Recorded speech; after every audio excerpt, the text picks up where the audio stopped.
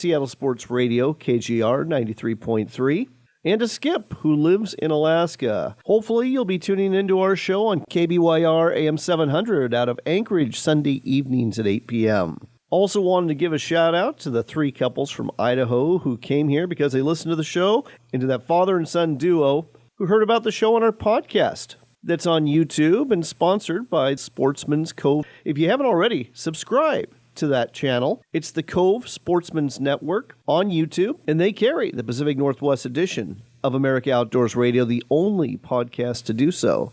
And this show, if you didn't catch all of it, well, it'll be there soon enough, and it'll also be on several other podcast platforms too. Additional shout-outs go to the staff at Sportsman's Cove Lodge. Gotta love Daphne, the longtime bartender there who keeps friends from San Diego like Josie last year and Deidre this year. Can't wait to see who she brings up next year. And I've noticed that all of her friends who come up to visit her, they're all very good anglers. Some additional thank yous go out to General Manager Bo Bennett. He was a true host. And to Jack, our very attentive and very kind server for each of our meals at the lodge. And of course, gotta say hello and thanks to longtime staff members Kat and Jen. It was wonderful to see them and several of the captains I fished with in the past. Just gotta love the folks there at Sportsman's Cove Lodge.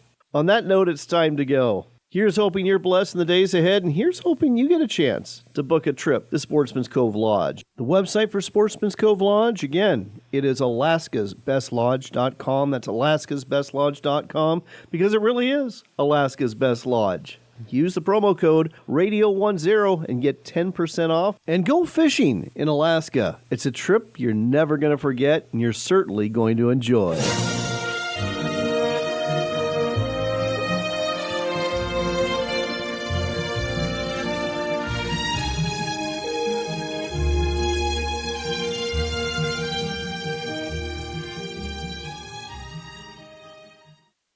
It's easier than you think for pests to threaten your family's health. Ticks, which spread dangerous diseases, hide in tall grasses and even on your pets. Rodents easily invade your home, contaminate food, and can carry more than 35 diseases. Mosquitoes, which breed in standing water, transmit many diseases. Get the facts you need to protect your family at pestworld.org. It's that easy. A public service message from the National Pest Management Association. Be sure to catch the first shift weekday mornings from 6 to 10 a.m. for important information like fire tips from Elgin Fire Chief Rob Sagan. The thing in the winter that we're more concerned with is carbon monoxide, because that we don't get in the summer. That carbon monoxide issues occur because of heating equipment.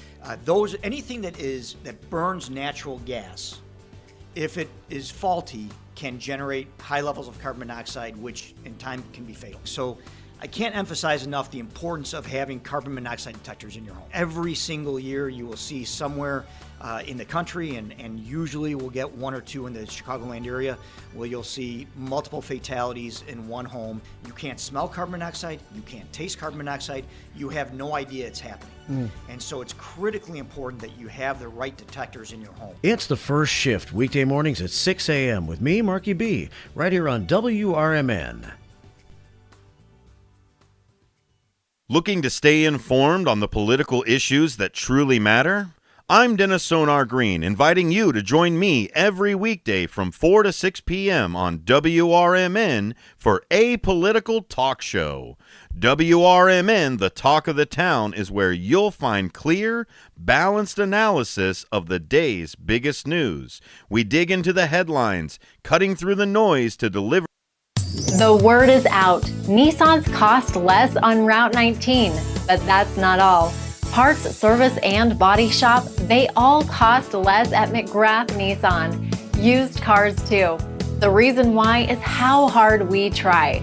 Right now, get 0% APR financing on select new Nissan models at McGrath Nissan, because Nissans cost less on Route 19. Come to Elgin. See what we mean. Okay, antibodies, huddle up. We're a great team, but the flu is dominating. The good news is the human we're protecting just got his flu shot. That means all of us antibodies have strong new gear that will help us fight and defend against the flu. We must win so that our human can stay healthy and help protect the people he cares about most. Let's work as a team to defend against the flu. Gear up with a flu shot to help protect yourself and others and reduce your risk of being sick or hospitalized with the flu. Learn more at getmyflushot.org. Brought to you by the AMA, CDC, and the Ad Council. Your hometown radio station since 1949. We are WRMN AM 1410, Elgin time, 8 o'clock.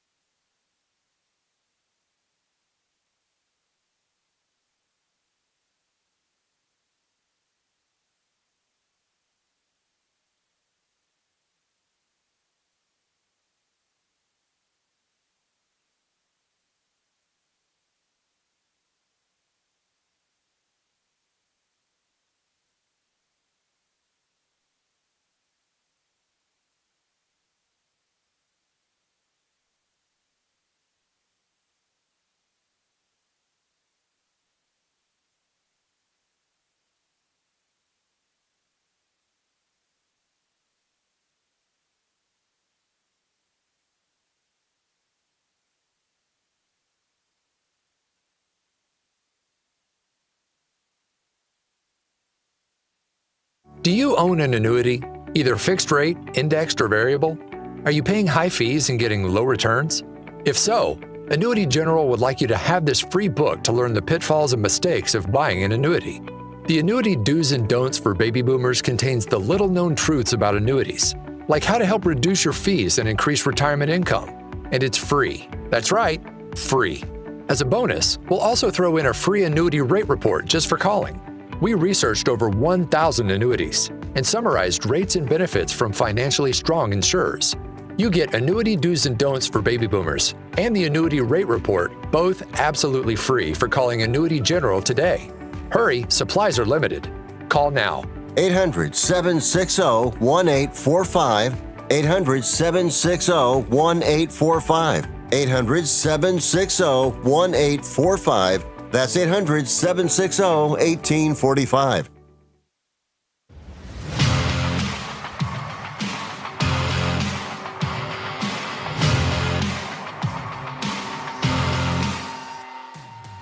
Welcome in on AM 1410 WRMN. You are listening to On the Rise with your host, Derrick Geyer and Mike Napolitano. How the hell you doing, Mike? Good. How about yourself? Oh, I am doing pretty good so far. Thanksgiving was good? Thanksgiving was all right. Went a little bit better than I anticipated with the loss of a family member earlier this year. I mean, that's kind of, a little tricky. Yeah. But, it went well. We played some games, group charades and all that stuff. So helped pass the time, got some laughs, had some adult beverages. Yeah. So that's always a good thing. Little coma on the food aspect of things. How was yours? Not bad. Small, good. Yeah. The status quo. I'm building the backyard rink. So part of my Thanksgiving was just taking the time off of work to do that, and started it earlier in the week on my birthday, and just kind of continuing to do it now that we have the cold weather. Actually, in the past, like this, I don't know if it was El Nino, but we wouldn't be getting rink time right now. We're not. I'm not done building it. No, sure. I'm a little behind the eight ball here, but I didn't expect the cold weather to hit so quickly, because in the last 3 or 4 years it hadn't. We'd only had the rink for, I don't know, maybe a week or two in January and February, maybe at most. Mm-hmm. When we first started building it, we would get it from November to maybe, if the weather stays cold enough, like the first week of April, even here with how Chicago winters go. So we might be back to that. I've looked at the weather ahead of time, and I think we're going to have a good winter. So good winter for outdoor stuff. For outdoor stuff, a good winter for everybody else. Freezing your newts off. Yeah, I don't want snow though. I don't want a shovel. No, just the cold. Just give me a little bit of the cold. Yeah. Okay. Like get rid of the 31 snow. Degrees, please. Just stay right there. Yeah. Yeah, relatively cold. Not freezing. Every enough body for part solid off. ice. Yeah. No. And how was your birthday? How old did we turn?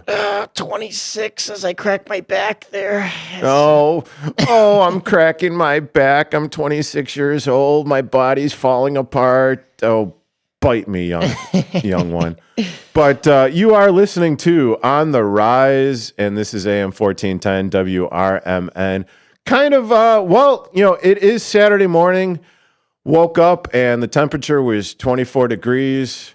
So that's a little bit cold. I'm not exactly sure what it is right now. My watch says 15. Oh, okay. I was going to say, I thought it was even colder than that. Okay, I'm a little off. I think that might have been yesterday's Black Friday temperatures. Yeah, it could be. And speaking of Black Friday, boy, was it a Black Friday indeed. I mean, you get all the after Thanksgiving holiday shopping, the good deals, supposedly.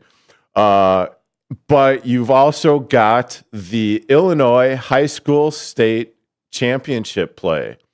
And boy, was that a Black Friday. Good Friday for one team, not so good for the other, considering the outcomes and everything. There must have been a sale on touchdowns for one team. Oh, there was quite a sale for one and Mr. Scrooge for the other. But we'll start off with Class 1A. Belleville at Hoff took on Lena Winslow, and at Hoff destroyed Winslow 57-14. Class 2A, Palos Heights, Chicago Christian, 47 over Maroa of Forsyth, 47-0. How about that for a Black Friday blowout sale? Yeah, that's a no good if you're fourths. It's a big percentage off and a big markdown, if you know what I mean. Tell me about it. Then you got Class 3A, Lombard Montini destroying Monticello 49-8. Oof. Then we move into Class 4A, Chicago DePaul over Mount Zion 40-6. And that basically concludes all of the Illinois High School football championship games for Friday. But coming up today, we've got LaGrange Park of Nazareth going up against Joliet Catholic at 10 a.m. Then we've got Class 6A, Geneva going up against East St. Louis at 1 o'clock. Class 7A, Batavia going up against Chicago Mount Carmel. That's at 4. Then we've got Class A, Wilmette Loyola Academy going up against Elmhurst York at 7 p.m. And that will round out the Illinois High School 2024 football championship schedule. I'm interested to see what Nazareth does, being that it's near my original hometown of Westchester. And Dino, the owner here at WRMN, they pull in a lot of kids from the Westchester area when it comes to going to high school and whatnot. But also, it is one of the alma maters of J.J. McCarthy. He did do, I think, 2 years there, maybe only 1, but he played for Nazareth for a year before transferring to IMG, and now he is officially, well, I guess unofficially an NFLer because of the injury, but is soon to be the starting quarterback of the Minnesota Vikings. However, with how well Sam Darnold has been this year, I don't know if there's still a spot for him when he comes back from injury. But there will be a spot within the NFL for sure for a kid like that. So yeah, there'll definitely be a spot. I mean, whether he sits behind Darnold or not, that remains to be seen. But I mean, Darnold's having a hell of a season, considering the fact that no one thought that he would actually be able to play at this level. I don't want to hear, Derek, I love doing this show with you, but I have to set some ground rules here. I don't ever want to hear the words Chicago Bears ever again. It's so painful. However, like we were on the Black Friday topic, the Bears had a sale yesterday too. Actually, it was a fire sale, if you know what I mean. That was unexpected, considering the fact that the Bears have never, ever fired a head coach in their existence. Dating back to 1920? In season, I should say. Here. They've never fired a head coach in season. Yeah. So with that being said, they let go Shane Waldron 3 weeks ago now. Yeah. So that was the offensive coordinator. But 3 games ago. 3 games ago. Yeah. Yeah, so they let go of him. That was a shock because they hadn't done that. Now they actually fire Matt Eberflus. And quite honestly, yesterday, it was kind of a cluster bleep. Yeah, I mean, it was, I know we were talking about this yesterday in the group chat, and I said, wow, that was fast, considering Eberflus had gone on, I wanted to say it was ESPN or 670, and said, I'm preparing for next week against the 49ers, and, we're looking ahead, and then not even business as usual. And they had asked him, what status is your position and where is your job up for grabs, basically. Yeah. And he said, no, as far as I know, we're just looking towards next week. Not even 45 minutes later, the Bears had announced that they were parting ways with Matt Eberflus. Now, I said it was fast, but I feel like for most Bears fans, for myself included, it wasn't fast enough. So this was a long time coming, but at the same time, the timeline, just looking at Friday, just looking at yesterday, that was quick.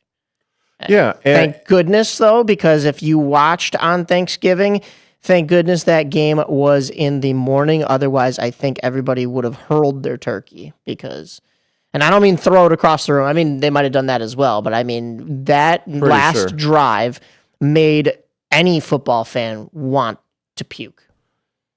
And that was basically indicative of the way that the Bears head coach has handled this season.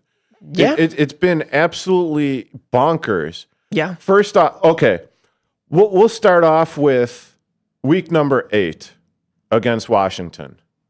That was the Hail Mary. Do you call the timeout and prevent the 10, 12, 15-yard out routes to the sideline for the Washington Commanders to stop the clock? Yeah. They didn't call a timeout. They didn't bring their defense up. Then there was that god-awful Hail Mary. Yeah. Okay. Then the following week, they get destroyed by Arizona. Yeah, it was a game they needed to win. That Arizona team was basically a 500 team, and you want to get back on the right. I mean, okay, it's unfortunate. Jaden Daniels is a good quarterback. What the Commanders have done this year has been very impressive, but you want to get back in the win column after a Hail Mary dagger to the heart like that, and the Bears didn't. They didn't get right back on track. They continued to stay in their losing ways, and it snowballs.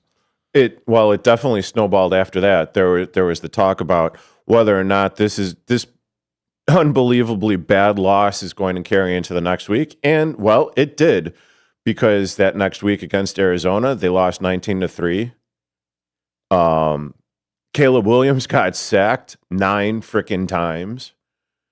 It was just was that to the Patriots? No. That was still against You're Arizona. Still talking about Arizona, yeah. And then it all blurs together at this point. Yeah, you fire the offensive coordinator Shane Waldron.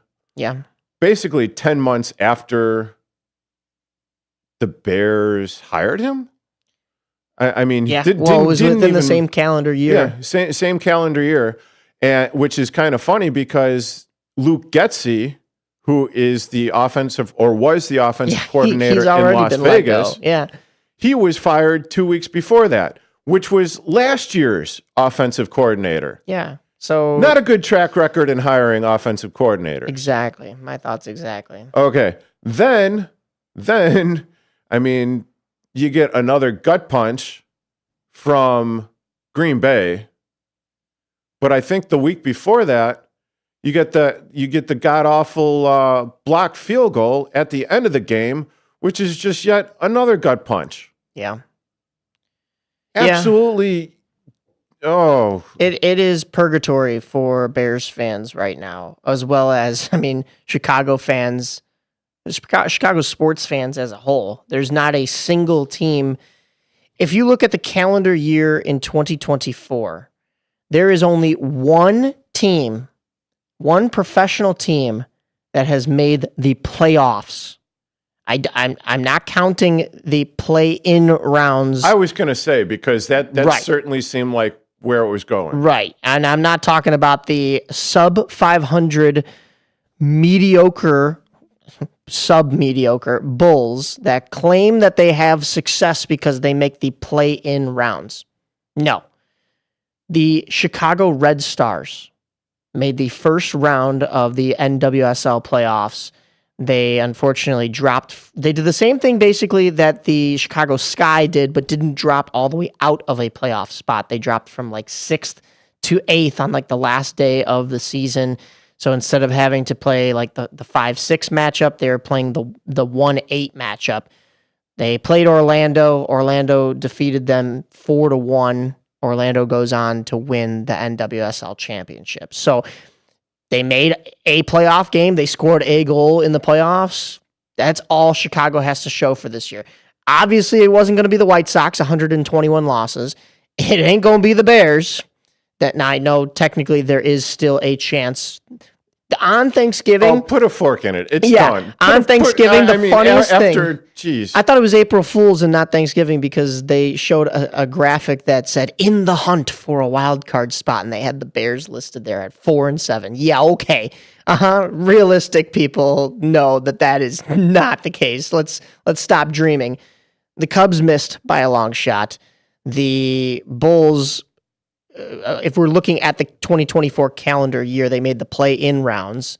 This year, it's still way too early to tell, but this looks like Not a looking very, good. very mediocre at best team Right. again. The Blackhawks did not make the playoffs. They're in a rebuild. They're not even really taking that step forward this year that they were kind of supposed to.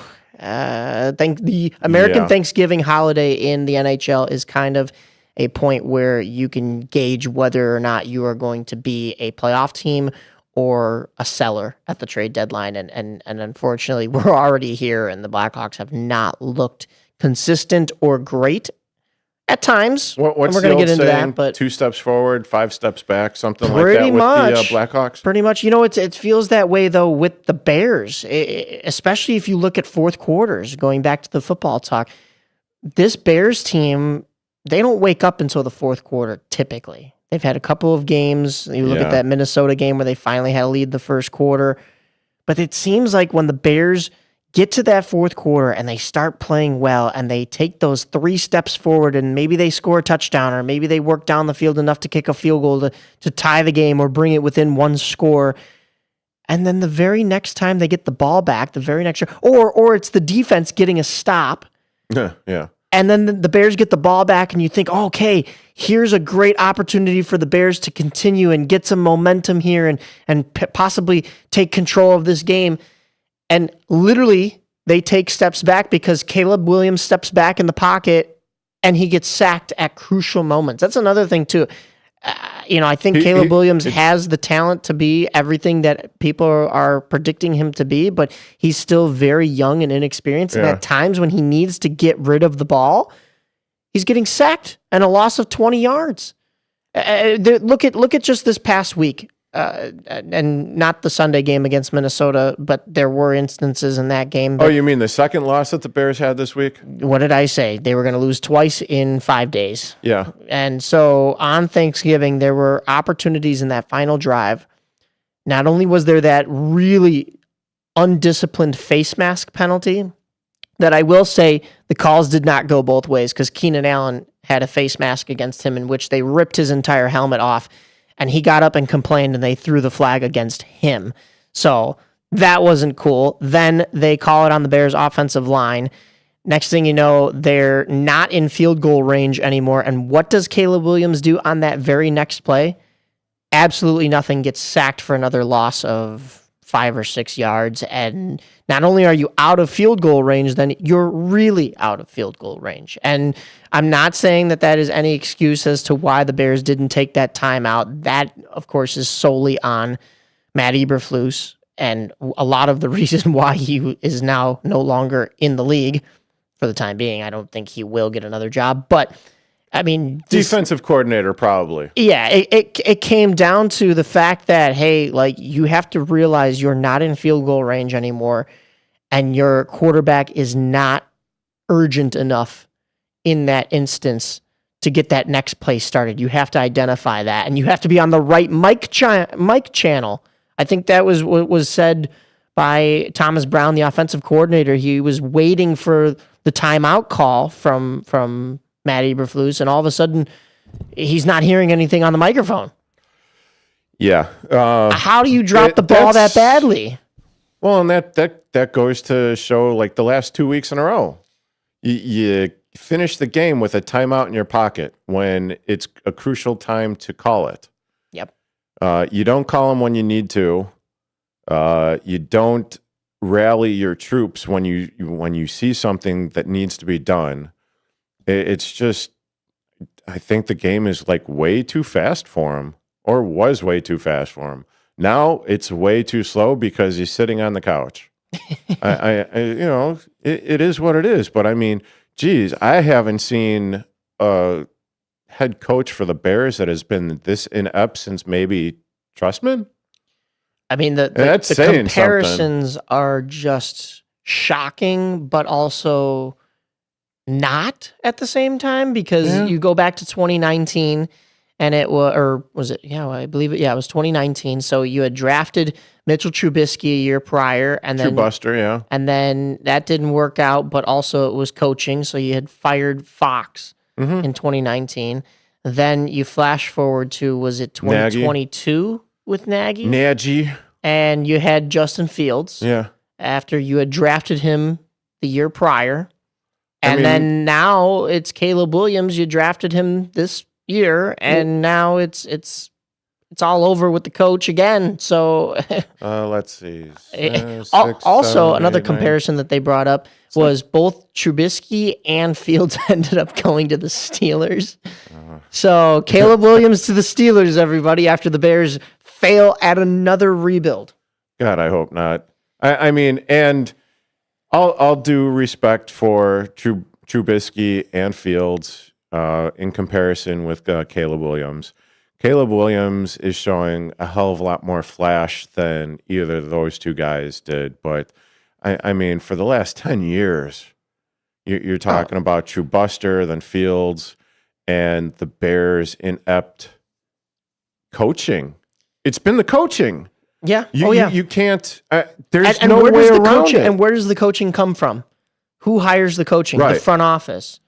And Right. who hires the front office? The ownership. Yeah. So this is a trickle-down effect. I've said it for many times, and it's not rocket science. If I can identify this, everybody else in the broadcasting landscape and this is in not Chicago, our profession. Yeah, and how? Yeah, exactly. How do you not identify this if you are the actual organization yourself? How can you not look internally and say we have a problem that needs to be solved here?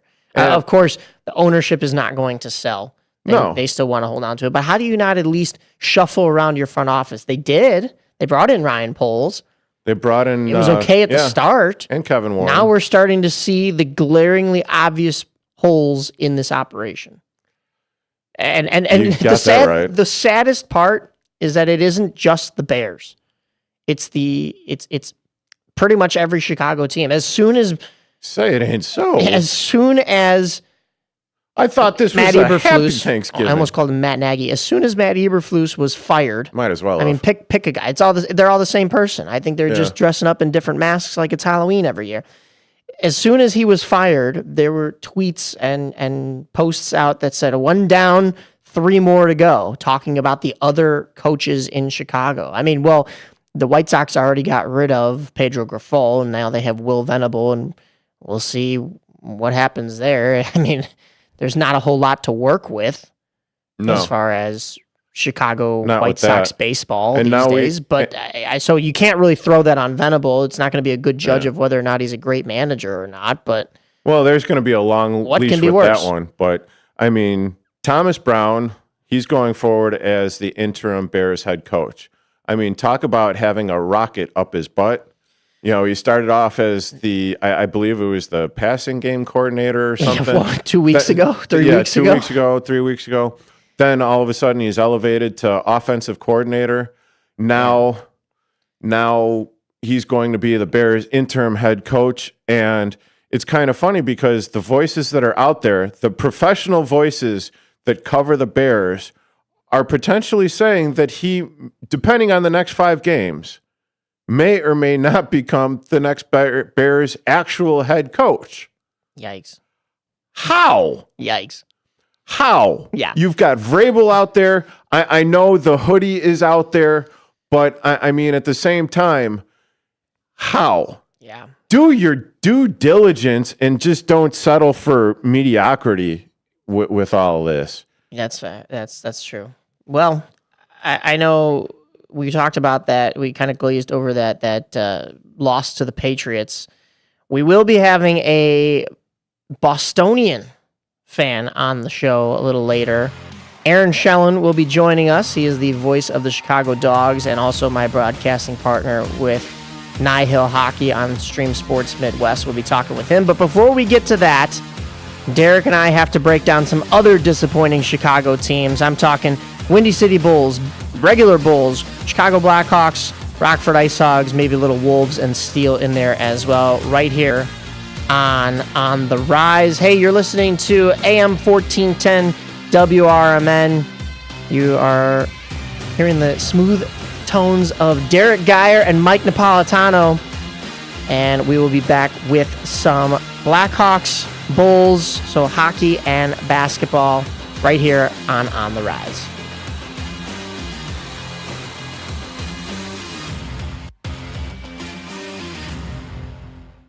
A dream that's been cooking for years, Maria's Little Italy in Sycamore is waiting for you to come and enjoy authentic recipes handed down for generations. Stop in and enjoy bruschetta, handmade focaccia bread, pizza, pasta, sandwiches, and more. Dine in, take out, delivery, or catering is all available. Go to mariaslittleitaly.com and see what you've been missing. From their family to yours, welcome to Maria's Little Italy, where food brings families together.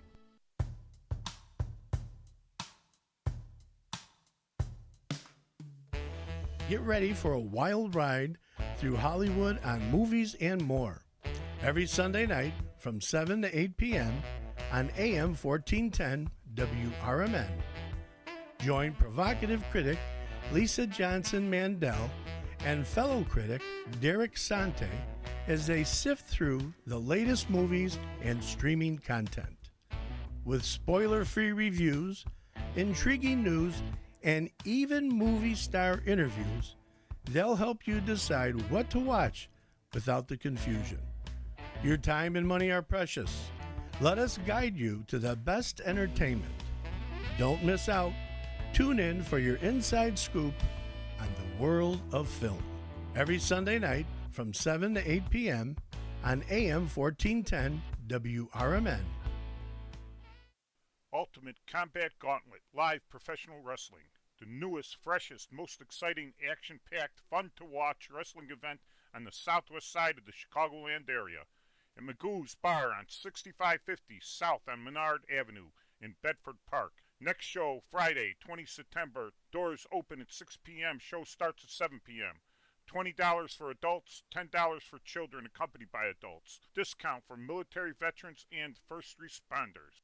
You never know what or who you'll hear from on the first shift with me, Marky B. Like Tim Skoning, a WRMN news reporter back in the 1960s. The jingles you all play, they were purchased by Dick Sutter. He was at some radio convention. He came back with this reel. I remember them playing that in the studio. We were so excited. We thought we were network now. And it's the same jingles today. That's great. Every time I hear them, I get excited about it. I'm sure. It's a lot of fun. Fun times on the first shift, right here on WRMN, AM 1410 and 96.7 FM. B-Lux Bar and Grill Wisconsin Dells is the quintessential American grill and bar, with refined rustic cuisine and award-winning libations. Their honest, feel-good food menu is complemented by a beer list to satisfy every taste. Classic cocktails and our signature shakes, rich and creamy with a splash of boozy goodness just to shake things up a little bit. B-Lux Grill and Bar, classic American cuisine with a contemporary twist. Hide out with friends at Galati's Hideaway in Cary. It's the perfect place for lunch, dinner, and specialty drinks. Check out their sports bar for the best spot to watch games. Try Galati's Dining Room for a relaxing night of dining on their signature Italian dishes. Try their great pizza or the Build Your Own Burger. Galati's Hideaway also has a large variety of entree favorites like prime fillets, steak kebabs, salmon, and ribs. Book your party in their banquet room. Visit GalatisHideaway.com. Twin Zeros, located at 4870 North Harlem Avenue in Harwood Heights, serves traditional gyros as well as its award-winning chicken gyros on a pita. Twin Gyros has a diverse menu that includes barbecue ribs, chicken dinners, Philly cheesesteak sandwiches, cheeseburgers, and Vienna beef hot dogs that have recently been inducted into the Vienna Beef Hot Dog Hall of Fame. Check out the full menu at twinzeros.com. That's Twin Zeros at 4870 North Harlem Avenue in Harwood Heights, Illinois. You're currently listening to On the Rise with Mike Napolitano and Derrick Geyer on 1410 AM WRMN.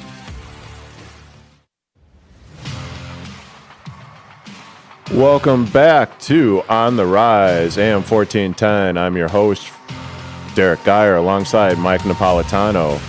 And before we get going into any of our other sports, we are going to be doing a Toys for Tots.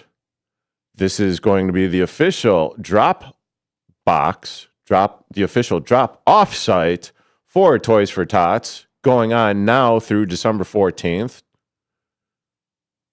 2023. So I might be a year off on this. 2023? Yeah. Yeah. I imagine as WRMN, might be a printo we're doing it again. I would think so. but this was left here, so I don't know if we're actually doing it or not. Never mind. Does it have a date on there? Yeah, it does have a date on there. I kind of glossed over the 2023. Okay. Yeah, 2023. Yeah. Might be old news. We'll have to We'll get back to you on that. We'll double check. I'm a year late on this one. Just a little bit. Yeah, that's all right. Whatever. All right. Well, the Bulls are a year late on making any kind of waves in the free agency side of things, and that hasn't helped them. They're probably going to be a mediocre team again. The Bulls fell 142 to 131 to the Grizzlies back on Saturday after we jumped off the mic here. It was Scottie Pippen Jr. for the Grizzlies that led in both points and assists with 30 and 10 respectively. Zach LaVine had 29 points for the Bulls. Nikola Vukovic led in rebounds with 8. Josh Giddey, he's been on the assist column mostly for the Bulls. He had 8 there as well. And then it was Tuesday in Washington where the Bulls would continue in the NBA Cup. That's that in-season tournament in which the games not only count for regular season matches, but they count for who you're playing in your pool. So it was Group C, and the Bulls eliminated the Washington Wizards. And that god-awful floor. Yeah, Derek doesn't like it. I actually didn't see the Wizards floor, so I don't know if I like it or not. I do like the Bulls one, though. It's very red. It maybe it's a little too much for some, but this was another win for the Bulls. They get their second all-time NBA Cup win as they went 0-4 last year, as we mentioned last week. So the Bulls win 127 to 108. It's Kobe White with a team high 21 points, Vukovic with 12 rebounds, and Giddey again with 8 assists. And the Bulls had one final NBA Cup game remaining, and we're going to get to that because it was just yesterday. But before that, they had a matchup in Orlando on Wednesday. That was a 133 to 119 loss for the Bulls as the Magic defend their home court. Ayo Dosunmu actually led in points with 21 in this one. Nikola Vukovic again in rebounds, leading this team with 11. Zach LaVine factors in with 10 assists, but also Wednesday was the game in which Lonzo Ball made his return. If you remember, he made his return at the start of the season, and he was out with a wrist injury. So Wednesday he comes back. He didn't have too much to show for it, 6 points out there in 15 minutes. He then played in the Friday game against the Boston Celtics, which was the Bulls' fourth and final little round-robin group play NBA Cup game against the Celtics, the defending champions. Unfortunately, Aaron Shellen will be happy about this when we bring him on. The Celtics get the win in this one, 138 to 129. The Bulls dug themselves a hole early when they gave up 39 in the first quarter to their 30. They came back a little bit in the second with 37 to Boston's 28. Both teams matched points with 29 in the third, but a 42-point fourth quarter given up by the Bulls, and they fall in this one. So the Bulls go 2-2 in the NBA Cup group play, and unfortunately that is not good enough to get them into the postseason of this in-season tournament. So the Bulls were eliminated. They finished third in their group out of 5 teams with a 500 record, but not enough.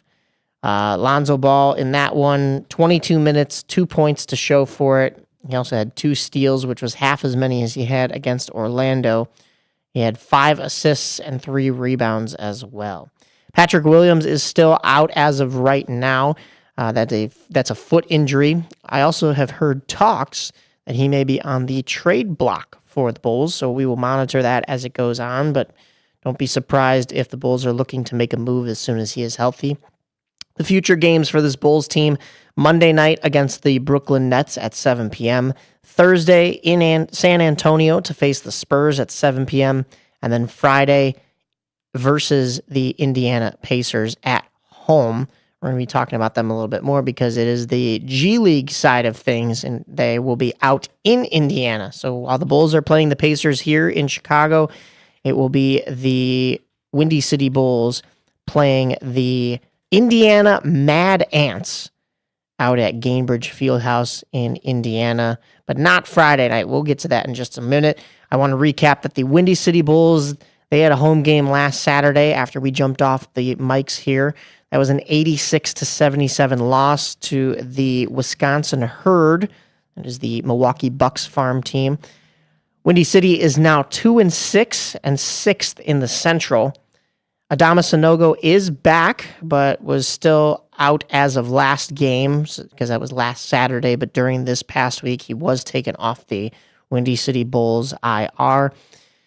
So that'll bring us to tonight at 5 p.m. at Gainbridge Fieldhouse in Indiana. As I mentioned, the Windy City Bulls will be playing the Indiana Mad Ants. Then they will resume with the Mad Ants at 5 p.m. on Monday for the second game. Then Thursday, the Windy City Bulls will be back at home versus the... actually, that one might be on the road. I had it listed here as... I believe that one is on the road. At Sioux Falls to face the Sky Force at 6:30 p.m. That is the Miami Heat farm team. And the Windy City Bulls will be back home next Saturday at 7 p.m. versus the Iowa Wolves. That, of course, is the Minnesota Timberwolves G League affiliate. When we talk about developmental leagues, we have to talk about the Steel. Unfortunately, these days, it has been a rough go for your Chicago Steel. Saturday, November 23rd, they were in Cedar Rapids to take on the Rough Riders. That was a 4-3 loss. The Steel were down 3-0 by the end of the first. Aiden Dyer scored his 5th goal of the season for the Steel. Teddy Mutrins scored on the power play for his 7th goal as well.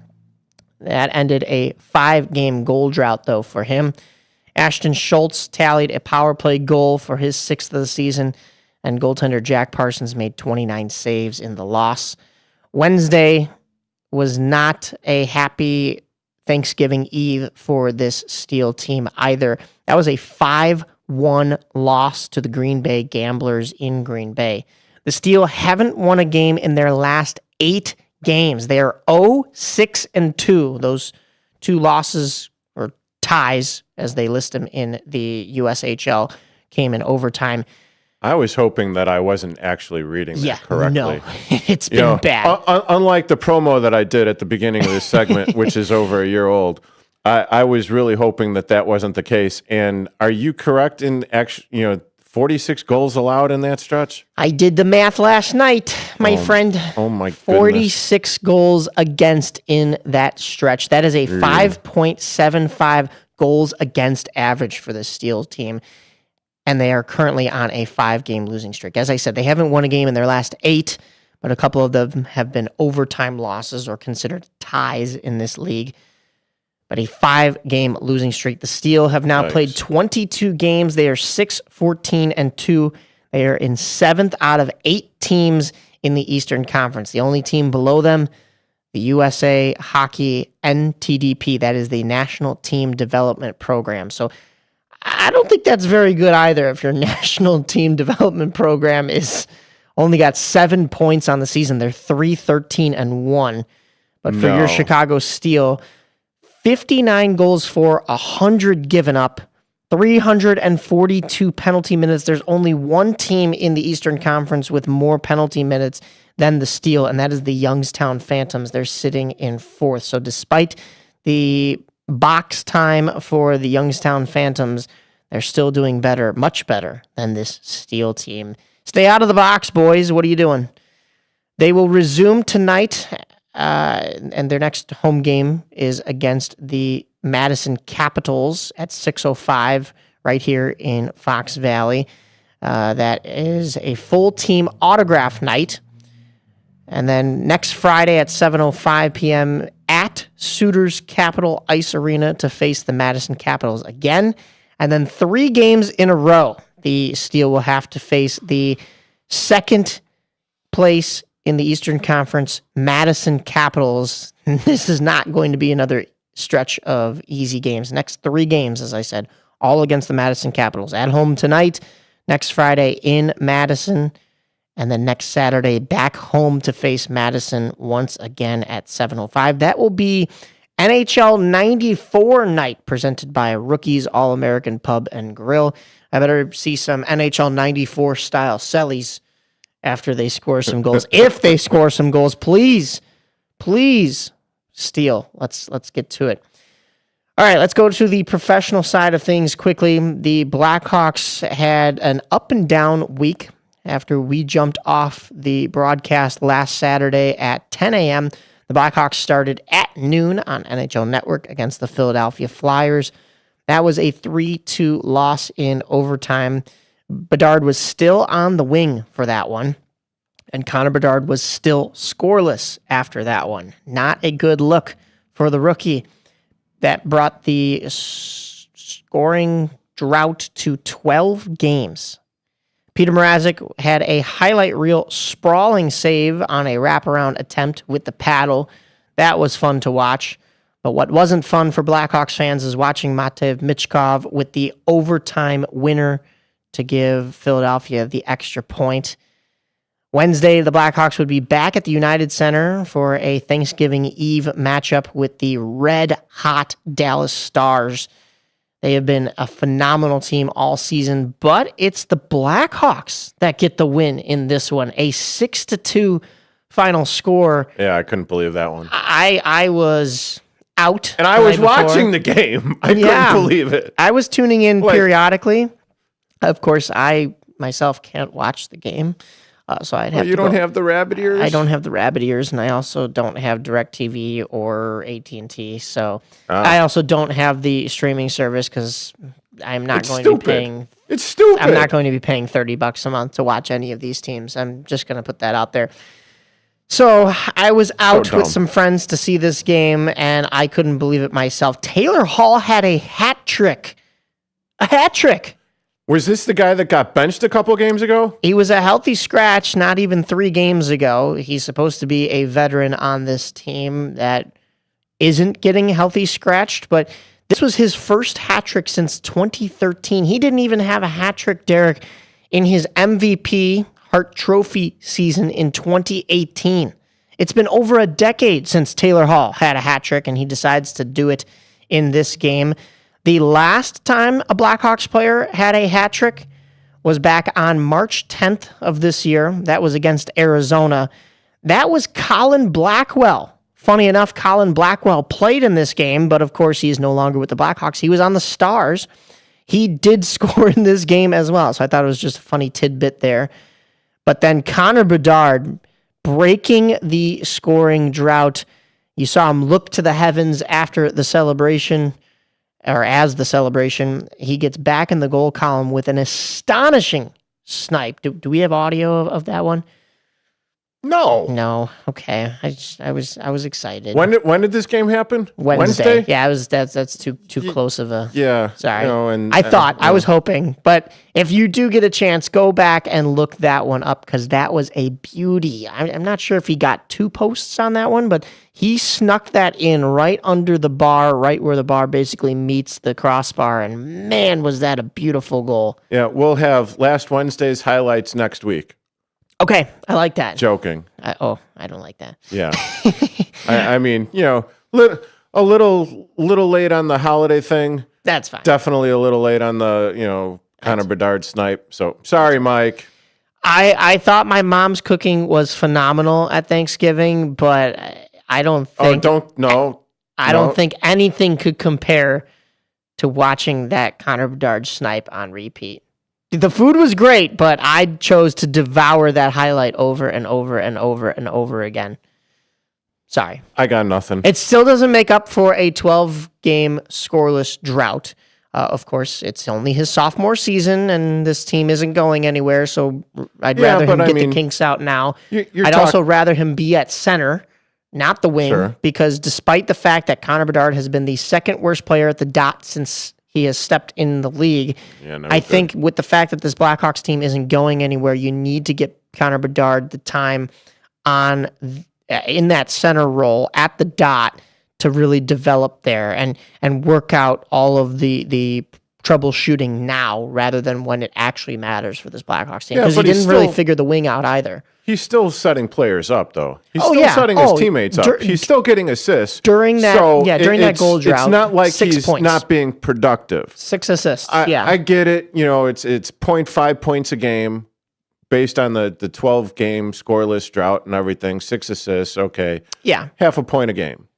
Still doing his job, which is one of those things that I never really understood. You know, yes, struggles happen, but he's still being productive. God, but he's got awful at the face-off circle. Yeah, that is definitely something. If he's going to work on anything in the off season or even during the season, it's got to be the face-offs. The Blackhawks went right back to their losing ways, and if you are a Chicago Blackhawks fan, you know that it's not just losing ways; it is blowing leads. Blackhawks go right back to not being able to hold a lead as they blow a 2-0 lead to lose 3-2 to a Minnesota team that they just beat at home a week ago. And that was yesterday at 1 p.m., one of those really nice Black Friday 1 p.m. starts. I don't know. The Blackhawks started this game. Usually they are like the Bears where they don't start on time. Go figure, another Chicago team that doesn't start on time. But unfortunately, they need to learn a little bit better on how to play with a lead. They did it in that game against the Florida Panthers. They did it in this game against the Dallas Stars. I mean, there were times in that game where Dallas started to make a push and a comeback. It was 4-1 all of a sudden after it was 4-0 for a minute there. And you thought, okay, here's where everything falls off the rails. And the Blackhawks start to let the Dallas Stars chip away at this lead. But they held on, and they won that one. They don't in this matinee matchup on Black Friday with the Minnesota Wild. I should go back to Wednesday before the game. That was when Blackhawks traded forward prospect Ryder Rolston to Nashville for future considerations. I was really hopeful that this Ryder Rolston kid, he was kind of one of my sleeper picks to come up and play for the Hawks, but he's not really getting the time down in Rockford that I think the organization or he would like. So this is an opportunity for him to go somewhere else and get some time, maybe with Nashville, but more likely with the Milwaukee Admirals. Not sure if he's quite ready for the NHL just yet, but the future considerations is interesting for me because you're trading with a Nashville team right now that isn't much better than you in the standings. In fact, they're literally right above you points-wise. They're the 31st best team in the league. So I understand that you don't really want anything from them right now. Granted, they were a team that made a huge push in the offseason, bringing in Jonathan Marchessault and Steven Stamkos. They should be a lot better than they are right now. And maybe there's almost too much talent in the room that guys aren't fitting the roles that they're supposed to. And you can have the best players in the world all on one dream team. Sure. And still not get the results that you want just because hockey is a game in which everybody has to fit a role. Everybody has to, especially when you talk about ice time. Some guys perform a lot better when they get a lot of ice time. Some guys perform way better when they get a little ice time. Some guys like that Goldilocks period where they're just in the middle. Not too much ice time, otherwise they'll be tired out, but enough ice time so that they can get their legs underneath them and feel like they're actually in the game.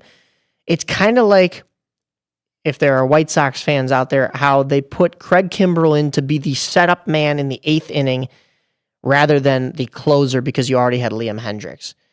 Both Liam Hendricks and Craig Kimbrell were kind of that same player. They were both a closer, and they didn't really have a great season being that 8th inning, 9th inning guy. They couldn't delegate the roles properly. And La Russa blew that one. Yes, in the White Sox organization as a whole. Go figure. because you trade for a guy that really only is a closer. And a lot of people chalked it up to the mental game, and some of it is, but some of it is you just can't get into that groove if it's not the ninth inning, for Craig Kimbrell. So some of these players, especially for Nashville right now, maybe just can't get into that groove. I haven't watched Nashville close enough to understand and diagnose what the actual problem is. All I know is the Blackhawks were beating them at home and then lost. So that is a team that the Blackhawks also should have beat. Ryder Rolston goes to them. Maybe the next time the Blackhawks face the Predators, they will get a chance to see their old friend Ryder Rolston. Well, my question would be, get a win. Is the farm system for the Blackhawks really that deep to where they go ahead and they trade Rolston to Nashville? Yes, and no. Seems like they're on a roller coaster ride themselves. Yes, and we're going to get into the Ice Hogs briefly before we go to break here. They've gotten into their groove a little bit more as of late, but yes, there are still a lot of glaring issues or concerns, but there are some bright spots, and there are a lot of prospects in this pipeline, not just on the Ice Hogs. We mentioned before that there's a lot of guys out there still in college, playing in junior leagues, maybe even playing overseas. But this Ice Hogs team is the majority of the next wave here. And I've seen a lot of things I like. I've seen some things I don't like. It's still really young to decide who these players are going to be at the NHL level, especially when most of them have not even played a second of NHL time. They've only been in the AHL. So I'm not super concerned. I do think the prospect pool is deep enough. I do think it comes down to making the correct decisions, though, for this Blackhawks team when it comes to prospects that you're trading. So this is the first instance. We're going to see in the future how this plays off. Speaking of future, tomorrow the Blackhawks will be at home against the Columbus Blue Jackets at 2 p.m. Monday, they will be in Toronto, so a quick turnaround at a 6:30 p.m. puck drop. Wednesday, we'll be at home against Aaron Shellen's Boston Bruins at 6:30 p.m. on TNT and Max. And next Saturday, after we jump off the mic, it'll be a home game against Winnipeg at 3 p.m. The Ice Hogs last Saturday, real quick before we go to break, they had a 7 p.m. start against the Texas Stars. That's the AHL team for the Dallas Stars. Rockford fell 3-2, but you got goals from Zach Sanford and Cole Gutman. And then last night, I was supposed to be at the game. Plans fell through. Rockford and Chicago were playing at the BMO Center. That's always a fun rivalry. It's the Wolves that get the edge in this one, 5-3.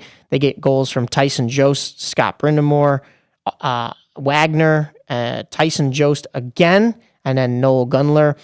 Colton Dock, Frank Nazar, and Landon Slaggert are your 3 goal scorers for Rockford. So those are the exact bright spots that I was alluding to, and I think that is where we will probably see those guys move up for the Blackhawks very soon. At least Frank Nazar. I think he has earned some time with this Chicago club before the end of the season. Landon Slaggert we saw up here last year.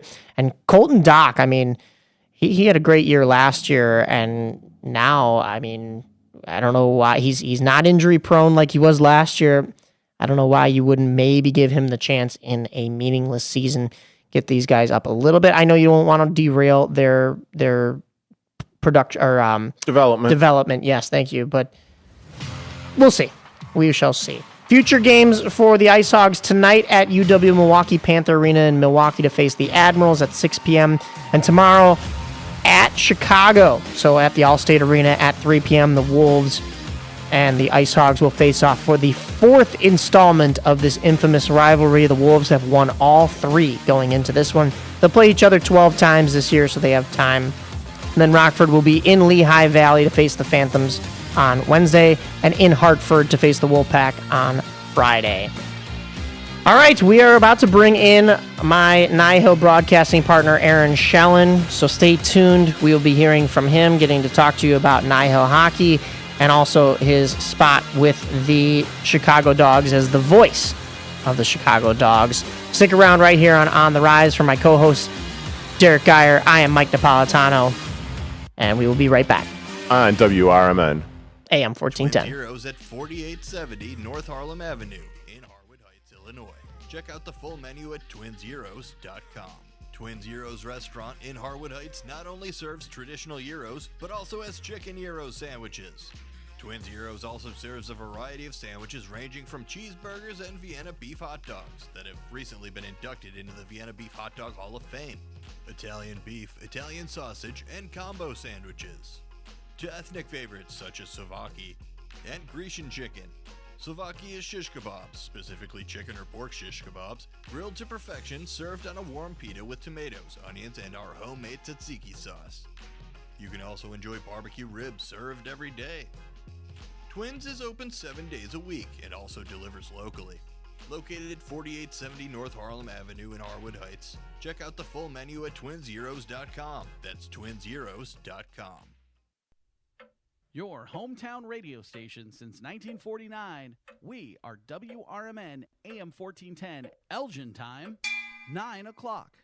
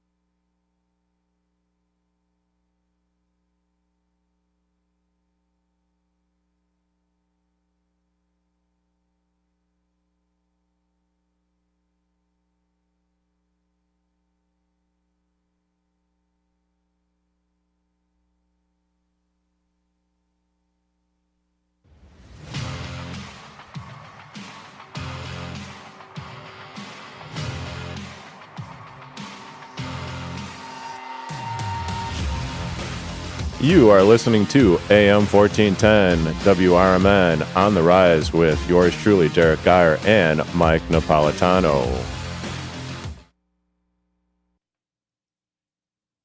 It to right. LG Castillo's back. It's a 3-run home run for Nick Novak. That's a pesky hitter. Pike to left center field. That'll get down for a base hit. That'll be extra bases. Pettigrew will hit second. He rounds third. Isom will wave him in. And the Dogs walk it off in the ninth. Dusty to left. That ball is deep, and we got a tie game. Dusty Stroop with a grand slam in the 7th. 9-9. Wow. Teeter smokes it to right. Home run number 26 for Jacob Teeter. Gives the Dogs the lead and sets a new single-season RBI mark. Joey fires. Got him swinging with the fastball, and the Dogs have punched their ticket to the 2024 postseason. What a pitching performance from Connor Curlis and Joey Marciano. 27 batters up, 27 batters down. The Dogs win, and there will be playoff baseball at Impact Field. Goswine fires, swing and a miss. He struck him out, and Brooks Goswine pitches a complete game for the Dogs. They win this one. They tie the series. That's not exactly a highlight reel goal for Battellini there. The puck squirted off his stick as he had beaten Rice, but the momentum carried the puck into the net. So didn't actually get the shot off, but still gets the goal. I think he may have broken the ice. He leapt into the glass after he scored the goal, and I think he may have broken one of the panes of glass. Golick top the near dot, has nowhere to go with it. Loses it, and out to center ice. Here comes a potential breakaway for the Blue Hawks. Here comes Carrillo. Carrillo in on the forehand, the shot, the score. Now, that didn't take long. We talked about this offense, 20 goals in 4 games. And that was the voice of Aaron Shallon on the American Association Network and also Nihil. And on the line is Aaron Shallon. Well, I want to welcome a very talented broadcaster. He is one of my broadcasting partners of Stream Sports Midwest when we call Northern Illinois Hockey League or Nihil games, as well as West Aurora High School Sports. He is also one of the voices of Chicago State Sports. He is the voice of the Chicago Dogs, and most importantly, he is a great father and husband. Please welcome to On the Rise my good friend and colleague, Aaron Shallon. Aaron, how are you? I'm doing well. Thank you, guys. Hey, thank you for those words, Mike. That was a very nice way to start my Saturday morning. I appreciate that. I figured if I'm making you wake up a little extra early, I should be nice to you because you're doing us a favor here. Man, I've been up. I've already been up for 2 hours. I'm good. Okay, good. Don't worry about me. Yeah. Well, you are originally from Boston. For those that don't know, what brought you to Chicago? And not to kind of answer that question for you, but what drove you into broadcasting as well? Oh, we start with let's go with the broadcasting. So, you know my story. It's a little unique. When I was in college back in the mid '90s, because I'm an old dude. When I was back in college back in the mid '90s, I went to the University of New Hampshire, and I was all I've ever wanted to be as a sports broadcaster. So we'll take it back a further step. I was 7, 8 years old watching Red Sox games with my dad, and I had this, I don't know, ability, for lack of a better term, to call something out during the broadcast and then have one of the announcers say the same thing. And my dad always thought it was very interesting, and it's all I've ever really wanted to do. So when I was in college, I had to sort of cobble together a broadcasting degree, because when I was in college, if you wanted to be a sports broadcaster, the only place that you could really go was Syracuse. That's where most of the ESPN anchors got their start and got their education. Now, I mean, you can get a broadcasting career at pretty much any university. But back in the day, I had to sort of cobble together my own. So I was the sports director at WUNH 91.3 FM. And that gave me the opportunity to broadcast UNH football, men's and women's hockey, men's basketball. I did that for 2.5 or 3 years. And then I graduated and life got, I don't say life got in the way, but life took me down a different path, and got married and had kids, and about 2 decades later, I made the decision that I wanted to go back to school, and much like the two of you, I went to the Illinois Media Center, Illinois Media School, and learned a ton from some very, very good teachers and people that I still consider friends and colleagues today. And back in 2020, the original voice of the Dogs, Sam Brief, made the decision during COVID that he didn't want to travel. So the phone call was placed to me and asked me if I was interested in taking on a dozen games or so while I was on the road with the team, and I jumped at the opportunity and spent the last couple of years in sort of that number 2 seat with Sam, filling in for him when he was needed, and being that analyst and being around the team and the organization and everything else. And then after last season, Sam had the opportunity to go work for the Olympics, so he made the decision to step down from his role as the voice of the Dogs, and they asked me if I would be interested, and I jumped on it. So, it's really a dream come true for me. I'm 48 years old. I'm going to be 49 in a couple of months, and I guess I'm that. I'm a testament to. Don't give up on your dreams no matter how old you are. That's a lesson I try to pass along to my kids. They see that, Dad works really hard, but he's going after something that he wants, even, when he's old. And I hope that they can take something from that. And, my gig with the Dogs has opened up other doors. You mentioned Chicago State. That's been a lot of fun. I've had the opportunity to do some sports that, I hadn't had the opportunity to do before, but I do volleyball and soccer, men's and women's soccer, and men's and women's basketball, and that's been a lot of fun. The women's volleyball team, shout out to the Chicago State women's volleyball team in their first season in NEC play, went 13-1, won the conference championship, and will be dancing once the women's volleyball tournament starts. So shout out to them. West Aurora, I certainly want to give a shout out to West Aurora and the opportunities that they've given me, specifically Neil Ormond, who's been part of the West Aurora athletics program for about 65 years now. Neil brought me on as his color guy. That was actually the first gig I had outside of IMS was with West Aurora, and year 6, I'm assuming we'll be starting here at some point. That's been a lot of fun working with Neil and Rick Albright. The two of them have over 100 years experience with West Aurora athletics, so it's just great to listen to their stories. And Nihil, you certainly don't want to forget about Nihil.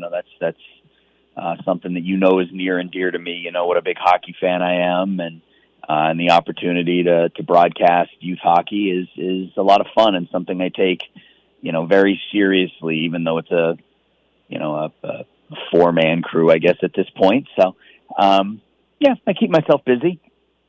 Aaron, this is Derrick. Now, you are an extremely busy person from listening to all of that. You are the voice of the Dogs. You are a family man. And I think from past discussions with you, you've also have like a regular job. How are you able to juggle all of that stuff? I don't sleep. No. It's I'm fortunate enough that my regular job is work from home, and I don't want to say make my own hours, but I have the ability to get done what I need to get done in a reasonable amount of time, and they're very understanding that my quote unquote side gig is something that I love and something that keeps me motivated and keeps me driven. And, I would say it's probably harder on my family than it is on me. There are times, especially during this past baseball season, this was my first real opportunity to travel with an organization.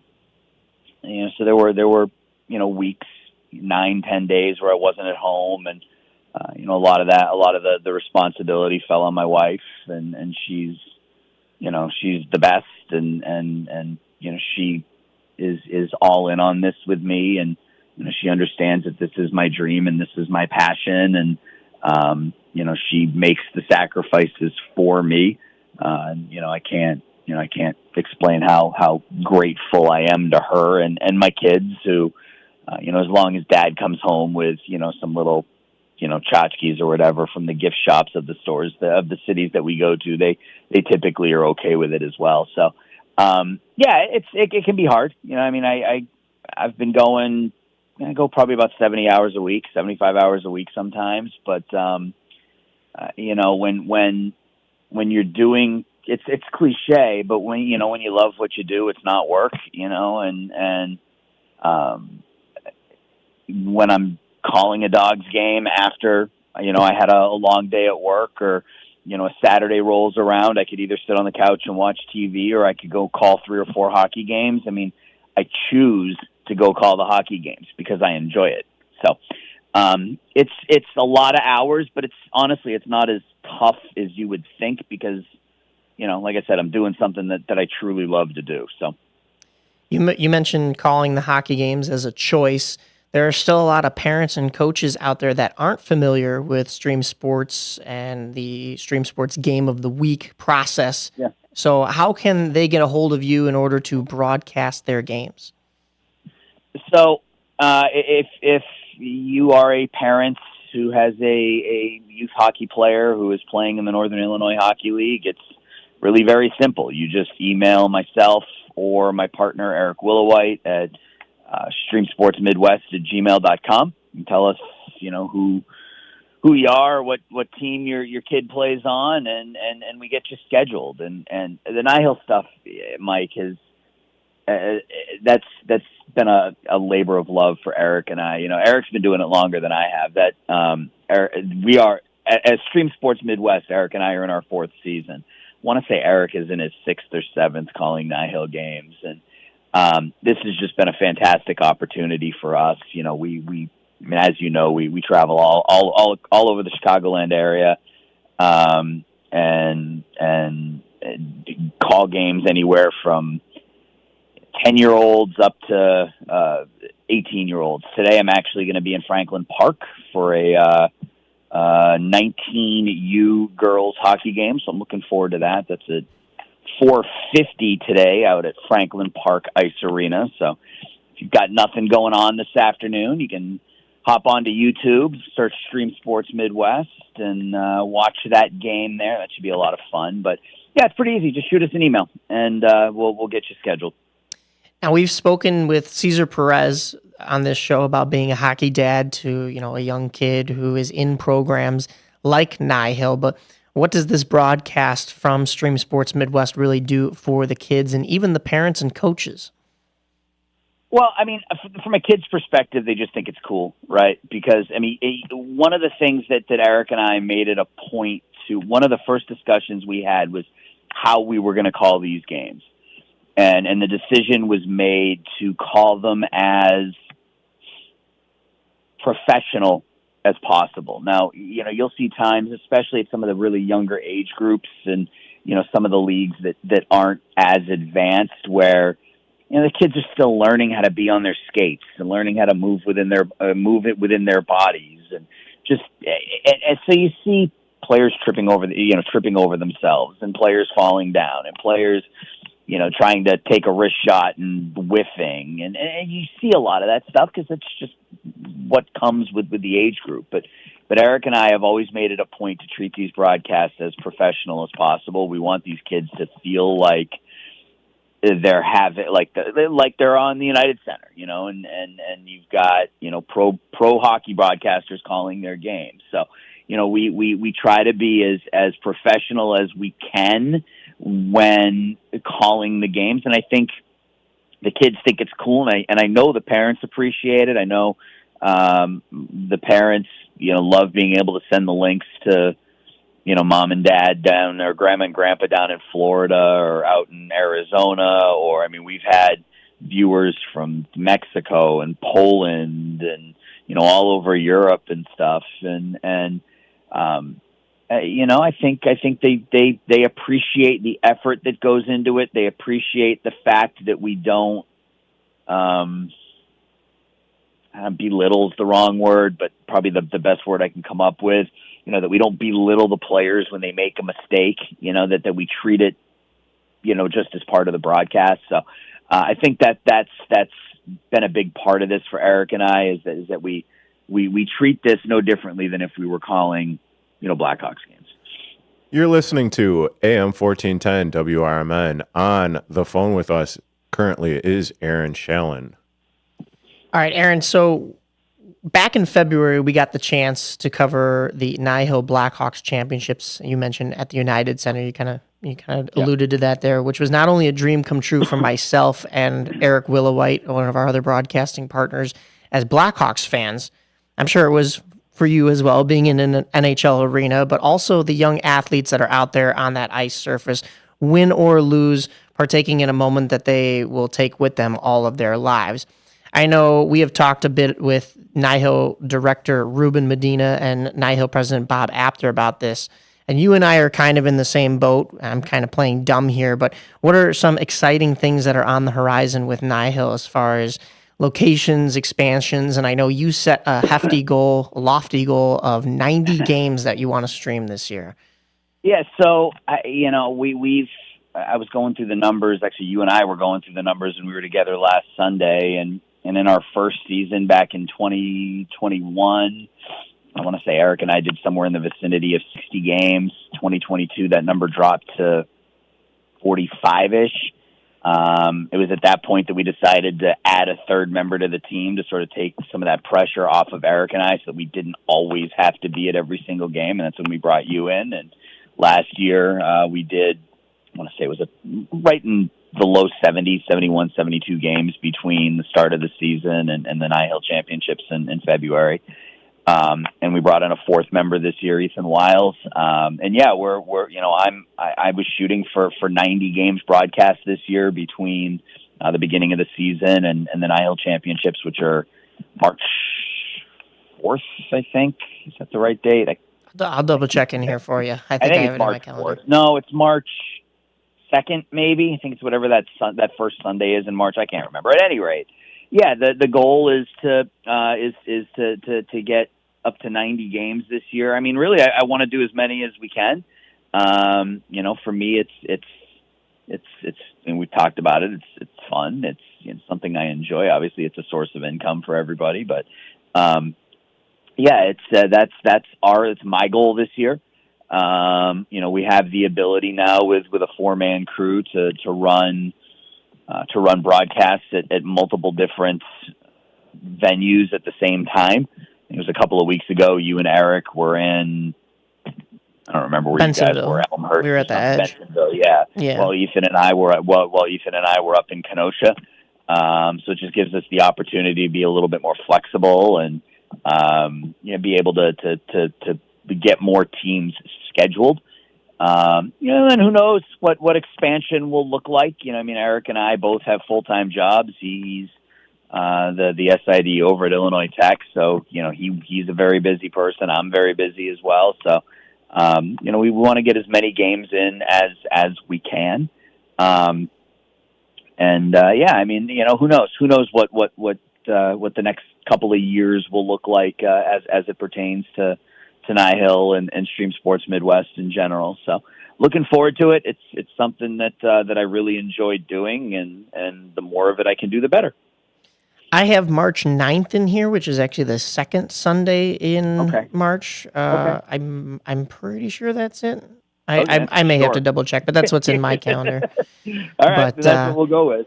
So we mentioned your position with the Dogs. How is the preparation for you as a broadcaster different for a Dogs game than for a Stream Sports Midwest or a Chicago State broadcast? Dog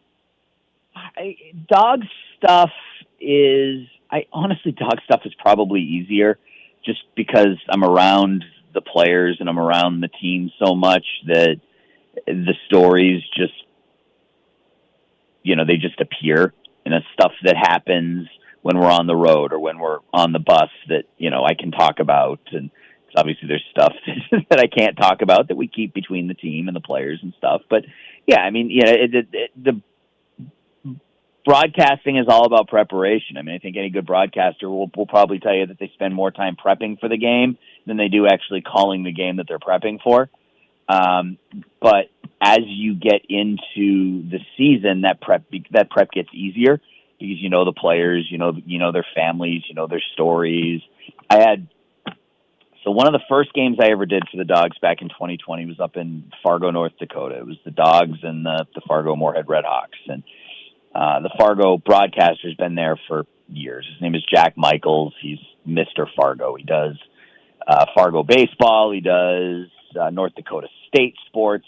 He has a radio show up there. He does everything. He's been on the air in Fargo for almost 3 decades. And he and I were talking during my very first road trip with the team because I was nervous and my heart was in my throat and everything else. And Jack said to me, and I'm going to tell you, he goes, the best piece of advice I've ever gotten was, if you can tell a story or give a stat, tell a story. And that's something I've always tried to take to heart. So when I'm calling my games, especially Dogs games, because again, it's easier because I know the players much better than I do, the Chicago State or especially Nihil. It's easy to tell stories, and that's, I think, that's the fun stuff about a broadcast. Chicago State, it's the season's not. It doesn't have as many games. And I'm not around the team. I'm not traveling with them, so I don't know them as well. But you start to learn the players and what they're good at and their personalities on the court, and you can talk about that. And then, as you know, Nihil's a little different. We get rosters the night before, sometimes the day of, and you have got your standings that are posted on the games on the league's website. You've got scores, and you just kind of roll with it. And it's more of a in the moment. We're gonna just call the call what's happening down on the ice without really talking much about the personalities of the players unless it comes out on the ice during the game. So it's all very different how I call these games based on my understanding of the teams and the players and whatnot. So initially, there's a ton of prep that goes in. I mean, I'll probably spend, as the Dogs sign players, I start my prep immediately. Last year we had 21 new players out of 25 or something like that. So every time we signed a new player, the very first thing I would do is, go to their baseball reference page and see where they played previously and see if there are any highlights of them and, look a little bit in their history and, reach out to them and say, hey, you got a couple of minutes to talk. And like one of the first players I talked to last year was Dusty Stroop. Dusty was one of our first.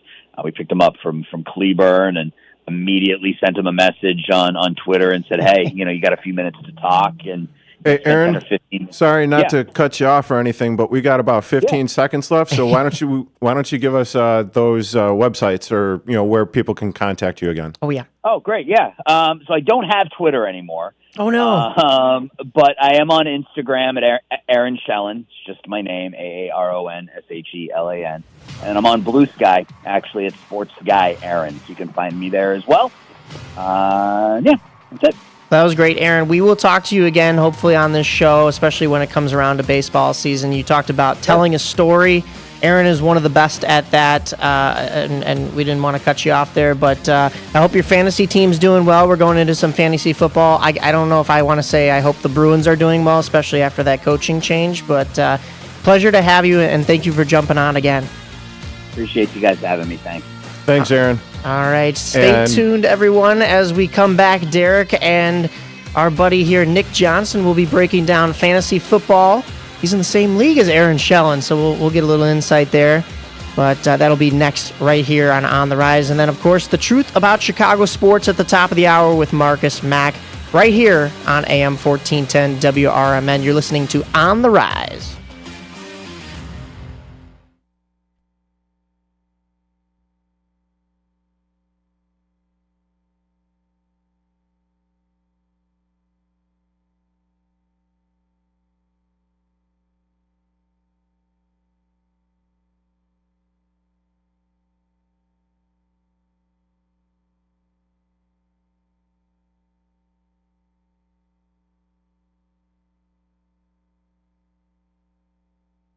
Your fantasy guru.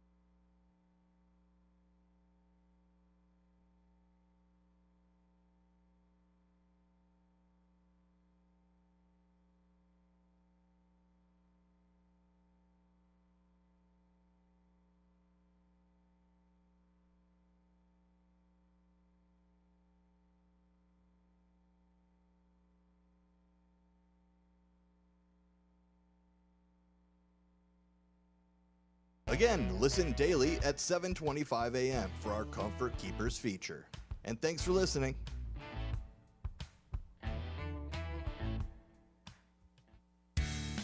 Experts say regular auto maintenance is one of the most important things for your car. Meineke Car Care Center at 376 Sundown Road in South Elgin covers all your automotive needs. From oil changes, brake services, and emission testing, Meineke's expert staff provides hard work and dedication with the utmost professionalism. Need an oil change? Visit Meineke in South Elgin for their 23-point inspection. Call 847-888-9644. Dine out with family and friends at Nick's Pizza in Elgin or Crystal Lake. Nick serves up award-winning thin crust and Chicago-style pizza. Eat in or carry out. In addition to Nick's fabulous pizza, let Nick's cater your events with pizza, pasta, Italian beef, and other delicious offerings. Their big banquet rooms can accommodate all your event needs. So, for great pizza in a Northwoods, cabin-style atmosphere, bring family and friends to Nick's. Visit nickspizzapub.com. We are Lions International, the world's largest service organization. We are volunteers committed to strengthening our communities and supporting those in need, one act of kindness at a time. For more than a century, Lions have been serving a world in need, right here in our community and around the world. Lions International makes the impossible possible. This is your invitation to join us, because the only thing missing from our mission to make a difference is you. Visit lionsclub.org to find a local Lions Club near you. Do you owe the IRS $10,000 or more in back taxes? Are you being audited or investigated? Has the IRS sent you a letter demanding payment? You may not owe what they claim. Make this free call to the tax doctor now. Let them negotiate with the IRS on your behalf. 800-234-0316. 800-234-0316. That's 800-234-0316.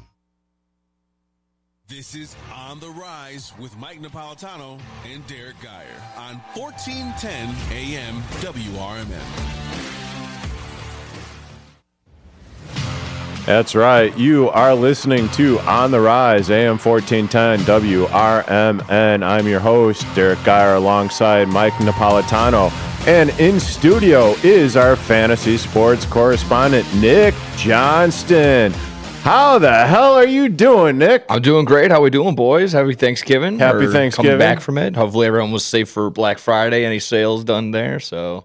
No, the only Black Friday deals that I was happy with was the firing and jettisoning of Nick, or I'm sorry. That's me. No, not you. Eberflus. Yes. Eberflus. Eberflus is gone. Everything's gone from that. Absolutely. That was the great waking up to that. That was a surprise because I was never expecting that. Yeah, never has yet to happen. Awful, but a Chicago team made a move.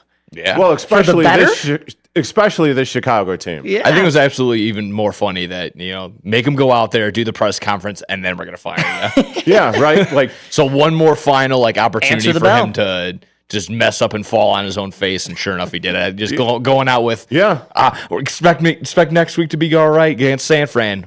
you ain't getting that opportunity, bud. Yeah, no one wanted that. No, absolutely. But Thanksgiving games were fun to watch, fantasy-wise, just in general, when you're just, sometimes if you got the fam coming over, sure, but the aunt's talking about politics, and then you got the a couple other brothers and sisters. They're running around doing stuff. You just want to enjoy some time and enjoy the football. So you were able to do that this week. Unfortunate for the final play in the Bears game. That was brutal, but yeah, that was absolutely horseshiatsu. But in terms of fantasy-wise, this was Caleb Williams' best day stat-wise. 3 touchdowns. No other quarterback has yet to throw more than 1 touchdown against the Lions. Caleb had thrown 3, so nice job on him. And a solid day for the receivers.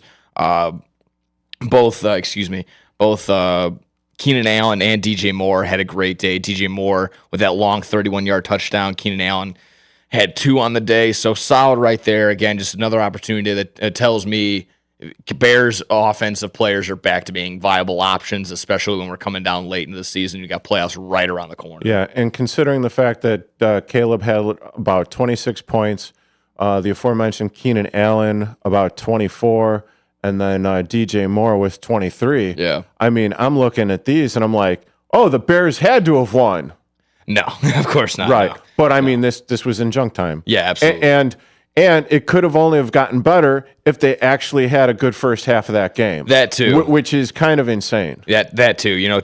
For Keenan Allen to have the game that he did when he wasn't targeted the entire first half, that's awesome to see. DJ Moore was a little banged up throughout the entire time, but have 16 targets again. That's huge. Just a little bit, a little disappointing. They didn't really get the run game get going at all during that time. So DeAndre Swift, a little bit lax. So not too much there, but again. Under 10. Playing against the Lions, you knew it was going to be tough from the get-go, but nice to see that there. On the flip side, I think one of the most fun stat lines so far in the year belongs to Sam Laporta. 3 receptions, 6 yards, 2 touchdowns. What a day.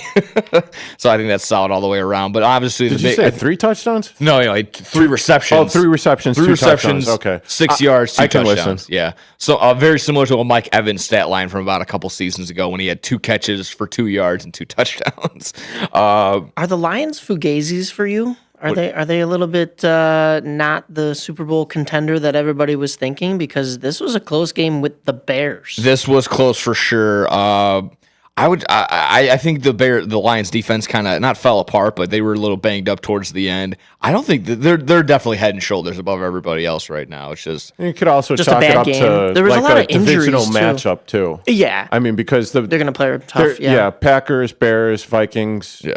Always seem to do that. But to overcome the injury, the big injury that they have so far, Nathan Hutchinson, and hearing the idea that he might be back for some sort of playoff run, it's just absolutely crazy considering That's like scary. I said, the nasty break that happened earlier this year. Yeah. But overall, that game, those were the two big things to get to there. Also, obviously, David Montgomery and Jahmyr Gibbs, they're going to most likely win People League. So keep that in mind. Only 9 carries for Jahmyr Gibbs, 87 yards on the ground. They absolutely torched the Bears on the ground, and that seems to be the key to getting things done.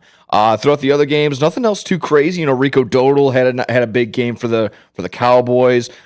Be mindful for that CeeDee Lamb injury. I didn't really get too much insight right there because I didn't want to hang on too long with these games. But yeah, be mindful of CeeDee Lamb managers. That's going to be something to look out for. But Malik Neighbors on the Giants side of things just goes ahead and tells me it doesn't matter who's going to be throwing them the ball. They're going to be targeting him a ton, and he's talented enough to get 7, 8, 9 of those receptions. So if you're in a PPR league, he's still going to be a viable option, even if he doesn't score touchdowns. And then finally, in that last game, the main event on Thursday between the Dolphins and the Packers. Well, again, while not a good Dolphins output points wise, but Devon Achane, Tyreek Hill, and now Jonnu Smith looking like very, very, very viable options. So make sure if Smith is available, go ahead and take him in your league because, like I've been mentioning before, tight ends are far and few in between and all these big names. You want them to produce, but it's so crazy because Jonnu Smith, your tight end option. And then on the Packers side, quickly, Josh Jacobs, Jaden Reed, and Jordan Love, now that it's Toyota-thon, I don't know if you guys are on this. Yes, I have heard. If you have heard about this, Jordan Love during Toyota-thon last year, The Packers went 6-2 last year, and Jordan Love threw 18 touchdowns to 1 interception during those time. So Toyathon has just begun. I think he no turnovers. He already has 2 touchdowns on the day so far. So very interesting to watch there. It's stupid. I know. It's absolutely but I mean it fits. It fits the show. Absolutely. Does like Saturn or like Mitsubishi have a I don't sale? know. Because I think that's the one the Bears quarterbacks are on. That since could be those car that. companies don't exist anymore. We need some sort of correlation with like Ford Truck Month too, something like that. No, what was that car brand that didn't work in Mexico because translated it was no go? I don't know, but I'd have to look that one up. Let me see if I can find it. Because I mean that would correlate with the Bears. I'm thinking big time. I mean, the Bears weren't the only last second debacle. We also watched the Friday game, the Friday 2:00 Central for us here in the Chicagoland area, in the Elgin area. The Raiders. Powers Johnson, just not knowing when the snap was. They were on a silent count all day and misinterpreted the snap. Bounces off Aiden O'Connell's chest. And I don't want to sit here and say ref ball and you just hand it. It's kind of a blatant handing it to the Chiefs, but that's neither here nor there. I want to focus on just the idea that Brock Bowers is insane. Probably one of the best rookies in terms of fantasy this year. And he's going to go down the next couple seasons as the go-to guy for the tight ends. Yeah, dude got 30 points. Yeah. So a humongous that's touchdown. not bad. Very clutch plays down the stretch. The big concern there was, yes, Isaiah Pacheco came back, but that Kansas City run game did not look very good against the Las Vegas Raiders. So something to be mindful of. And again, where Patrick Mahomes is Patrick Mahomes, he's going to do okay. He's going to find some spots, but no one on the no one receiving the ball is sticking out as a must start every single week for the Kansas City Chiefs. But obviously you're going to go with Travis Kelce. And with the crack research staff here, it was the Chevy Nova. Yeah, I just looked that up too because it's Nova doesn't go. Yeah. But that was a myth. That wasn't the Right. truth as to why it failed over there. But that's funny. Gotcha. But yeah, I think overall the games were pretty solid. Like sitting down. This is one of the best times of the year. Obviously, you're getting around. This is around this time where you start seeing teams as playoff teams. These are the big wins down the stretch. You got your fantasy teams, obviously, for real playoffs, this is where they determine that. But about 2 weeks away now, your fantasy playoffs are right around the corner. So get ready. Again, final stretch. Do whatever you can. Make sure you're budgeting right. If you have a fab league, if you have your fantasy dollars all in order, make sure you have enough to get maybe the better free agent going down the stretch. Make sure you're looking ahead at schedules. That's going to be the go-to there, obviously. Again, got to win. Maybe people got to win a couple matchups here. Got to maybe make sure that someone loses their matchup next week, something like that. Do what you can. Do what you can to get into that playoff. And again, I say this as well to anyone that they think they're out or just one more loss. Still be competitive. Make sure you're in the league. Do what real teams would do in real life. Play spoiler. Play spoiler to the people that are in your league. Because again, this is all about bragging rights. You're gonna be with these people for the rest of the year, still talking about this. So like, hey, remember when I snagged that free agent that you needed to go ahead and win? Yeah, I didn't need him, but you did. Something like that. That's as simple as that. So go ahead, get that stuff done. Because playoffs are right around the corner. But I was thinking, since coming off of Thanksgiving. Yeah, what have you got cooked up for us? Yeah, I want to compare some Thanksgiving foods to some fantasy players this year. How's that sound? Because I know, other fantasy podcasts do that. This is not an original idea for me, so I want to go ahead and give credit where credit is due. I believe the fantasy footballers do this every single year. Again, other fantasy podcasts, I'm sure. Okay. Go ahead and do this, but this is always fun. This is one of the best things I feel like. The main fixins throughout your Thanksgiving meal. So I got my the main event. I got my turkey comp, the mashed potatoes and gravy, the stuffing. So let's dive on in. Let's start with with something you're going to start off with, the beginning of your Thanksgiving meal. Start with the bread, the rolls, the cornbread, something that's going to be nice, and it's a good starter, something that's going to be, you need it. You just need it from the get-go to build up. I'm going to go with Brock Bowers. I'll take your word for it. Exactly. I'm going to go with Brock Bowers. who, just lightly mentioned a 30-point performance on this past Friday, but it wasn't just because of this past Friday. It's just been consistently the entire year. He's been an absolute dog. So he has 84 receptions, 884 yards, and 4 touchdowns. Hopefully that's been actually updated since yesterday's game, but just a solid stat line from a rookie who's going to be a menace for the rest of the years that he's going to be a part of this league. So again, when you have a guy like, it's been Gardner Minshew and Aiden O'Connell throwing to him all season, and he's putting up this stat line as a rookie, solid, in a position that everybody needs a must-start guy. This is what you want. So nice to get you filled up at the beginning, get you a solid start, cornbread and rolls. I'm going to go ahead and give that to Brock Bowers. But continuing down the line, obviously, you got your greens, you got your veggies, maybe it's your green bean casserole or some sort of peas or something like that. Again, just you need it. I know, yuck, vegetables, but you need it in this league no matter what. I'm going to go with a kicker. I'm going to go with Chris Boswell because, again, it's maybe not everyone likes it, but you need it. You need a kicker. Number 1 kicker so far in the year, Chris Boswell, depending on your scoring. Honorable mention to Kaimi Fairbairn, who's doing the same thing. Very solid, very consistent. Again, where you need your nice, steady, healthy diet of something. You need something that, come on, get a little bit on there. All right, fine. We'll go get some greens. Give me a little bit of Chris Boswell. Get a little bit of color in there. Yeah, exactly. We still got more, obviously. I got the stuffing. You always get some good stuff. You always got some good stuff. Okay, quick question. Homemade stuffing or stovetop? Oh, I'm not doing that stovetop. I got my aunt does a fantastic cornbread stuffing. Gets a nice feeling in there. Gets a little bit of grit. And like I said, this is a mainstay. This is a guy that you need a little bit, sometimes flashy, but you need it right there all the time. I'm going with Jamar Chase, number one fantasy wide receiver so far on the year. We already know he had that humongous game against the Ravens, but unfortunately for the Bengals, couldn't get the win. But you most likely got a fantasy win because he put up 55-plus points in that performance. So Jamar Chase, absolutely just stuffing in a ton of stats. So he's going to be your stuffing on your table for this year. Next up, I got mashed potatoes and gravy, and this is a good combo. You can go one or the other. You can decide who's who on this one. But the mashed potatoes and gravy, it's a mainstay. You can't go wrong. Whether it is homemade or you pull it off the line, it's a mainstay. It's a must-have. Mashed potatoes and gravy, and that belongs to Saquon Barkley and Derrick Henry. Who are absolutely just demolishing. Yeah, I mean demolishing people left and right. One's mashed, one's yams. Exactly.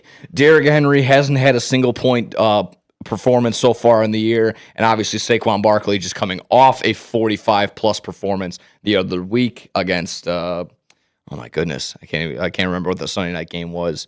It was Eagles and Rams, I believe. Yeah. And where again, you just another instance where the Giants manager just another sleepless night right there for that old guy right there. Sleepless year. Yeah, very much so. So Saquon Barkley and Derrick Henry, who, I mean, if you think about it, if you somehow landed both of them in your leagues, in your draft, which is very possible because Derrick Henry was, at the end or the middle of second rounds, and because Saquon, no one thought that he was going to do anything this year. Everyone, and including me, I had that idea where, he's probably going to get sniped by Lamar Jackson for some run. Nope. Everyone is eating on this Ravens offense.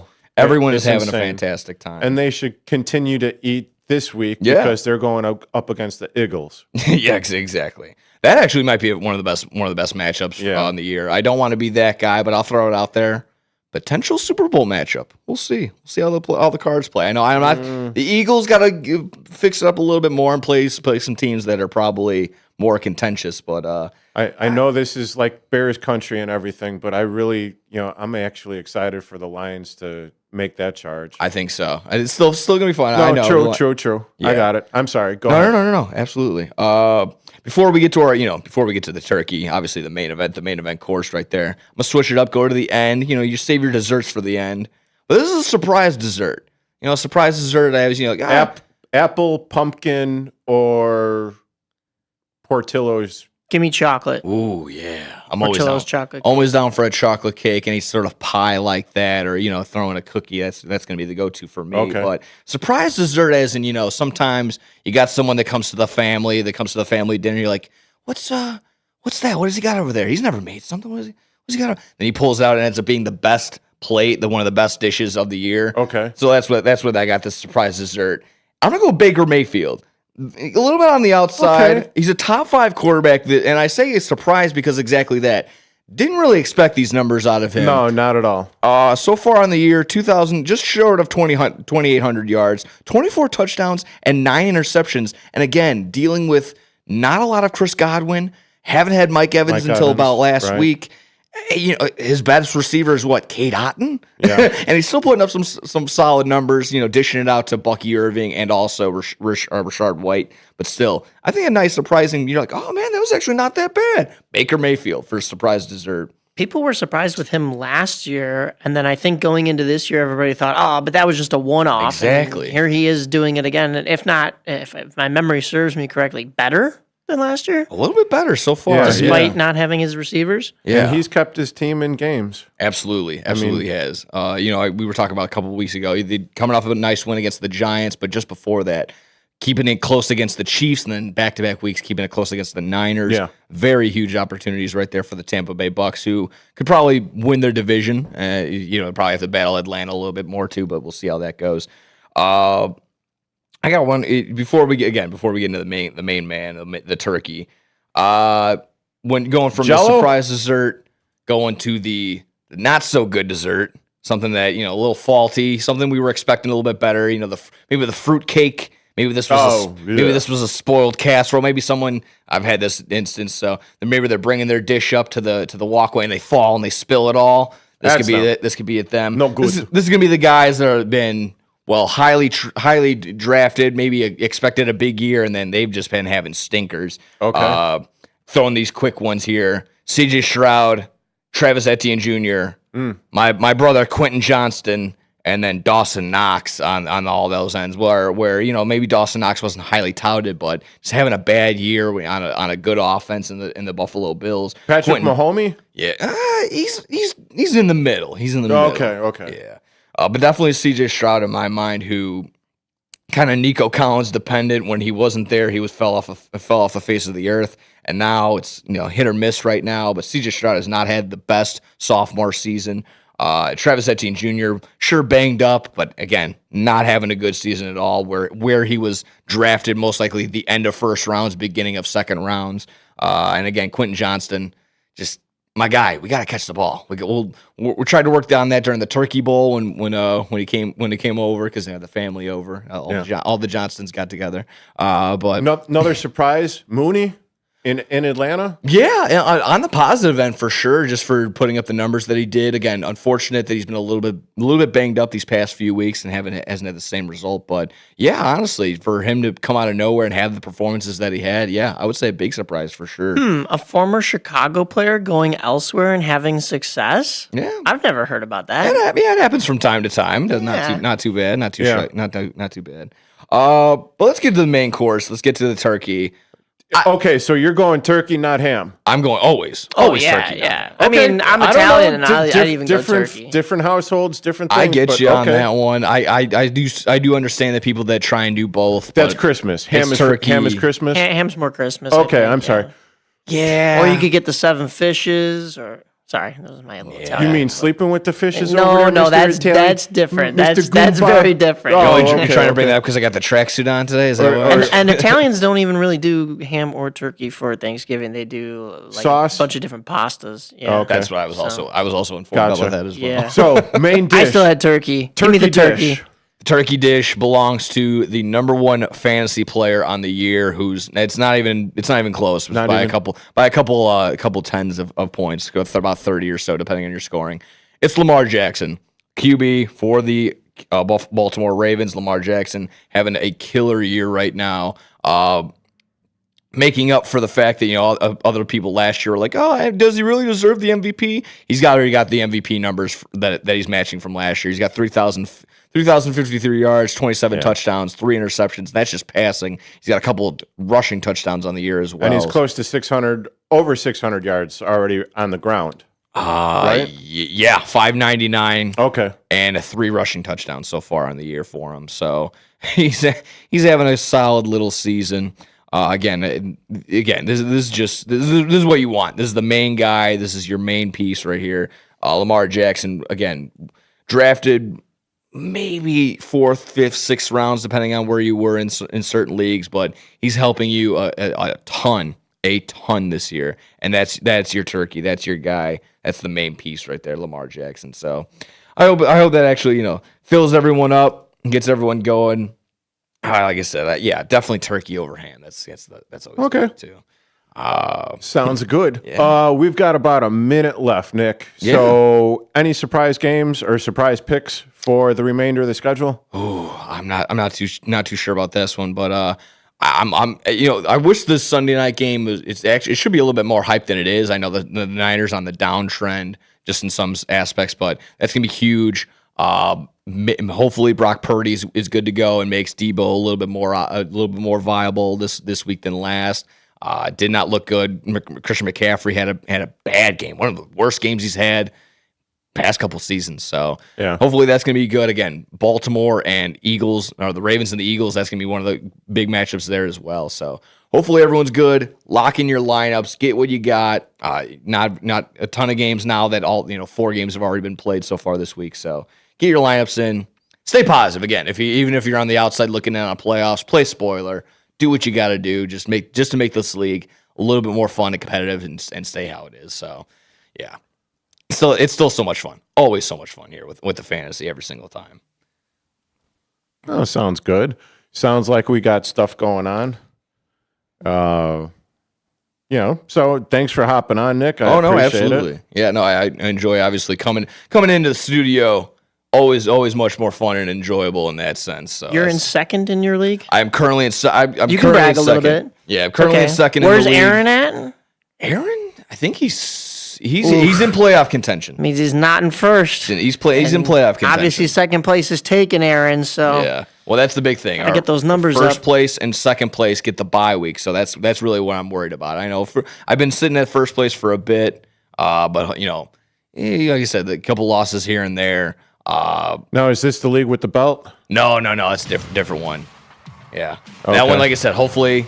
Fingers crossed. I gotta get some playoff wins. Gotta get some stuff together. Well, tell him, Nick. We want our fantasy football correspondent to be the champ, because then we have the best in the house. That's the goal. That's the goal. Get your lineups in, everybody.